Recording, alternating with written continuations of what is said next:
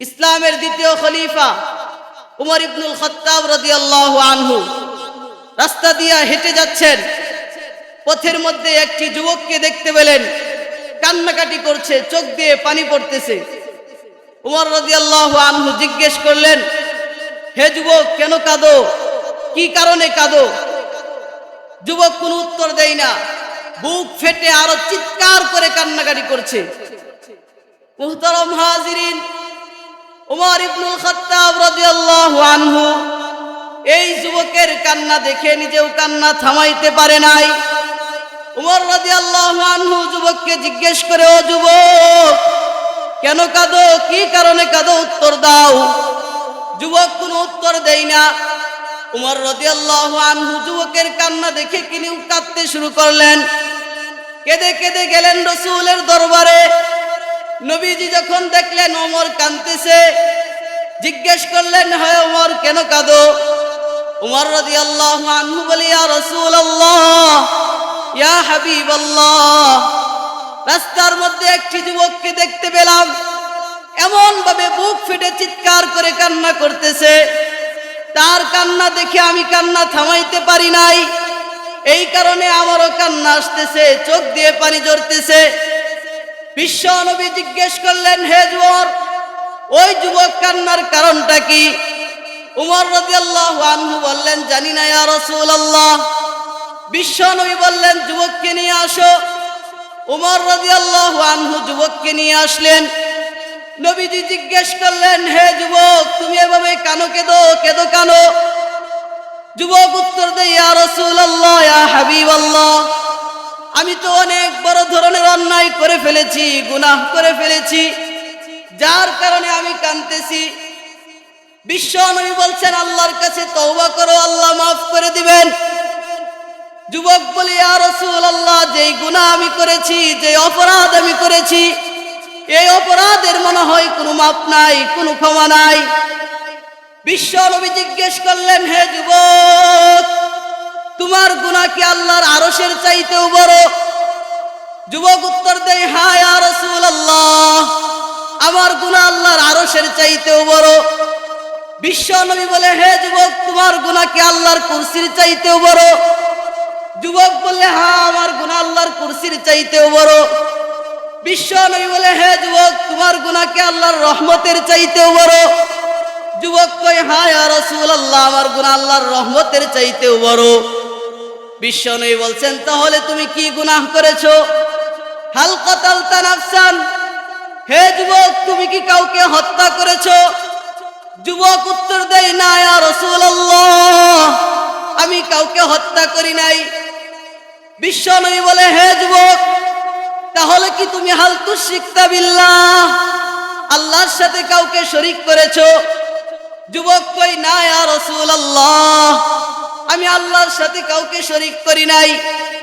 বিশ্ব নবী বলেন, আল্লাহর সাথে শরীক করা হলো সবচাইতে বড় গুনাহ, কাউকে অন্যায়ভাবে হত্যা করা হলো সবচাইতে বড় গুনাহ। তুমি যেহেতু হত্যা করো নাই, আল্লাহর সাথে শরীক করো নাই, তাহলে কি ধরনের গুনাহ তুমি করেছো? যুবক উত্তর দেয়, ইয়া রাসূলুল্লাহ, ইয়া হাবিবাল্লাহ, আমি হইলাম একটি নিকৃষ্ট চোর। মানুষ যখন মারা যায়, মারা যাওয়ার পর যখন তাকে কবরস্থ করা হয়, কবরস্থ করার পর যখন সকলেই চলে যায়, রাত্রেবেলা আমি ওই মুর্দার কাফনটা চুরি করে নিয়ে আসি। জোরে বলেন না নাউযুবিল্লাহ। আমার পেশা এটা, আমি বেছে নিয়েছি।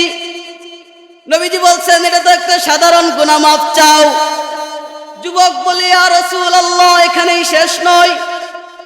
আনসারীর একজন সুন্দরী মহিলা মারা গিয়েছিল। তার চেহারা অনেক সুন্দর ছিল, সুদর্শন ছিল।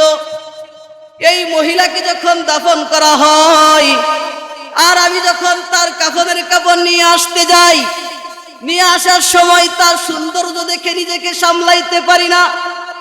ওই সময় আমি তার সাথে শয়তানের ওয়াসওয়াসার কারণে জিনা করে বসি। জোরে কোন নাউযুবিল্লাহ।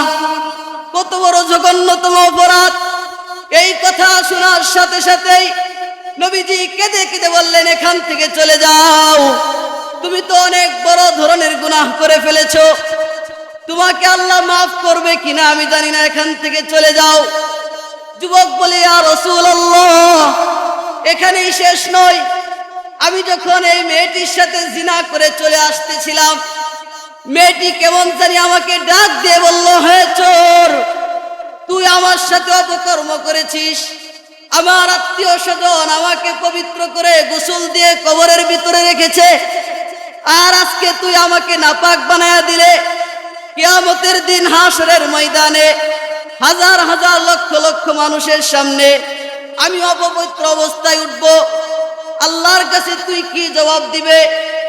যুবক বলল, ইয়া রাসূলুল্লাহ, এই কথা শোনার পর আমার অন্তরে ভীত সন্ত্রস্ত হইল।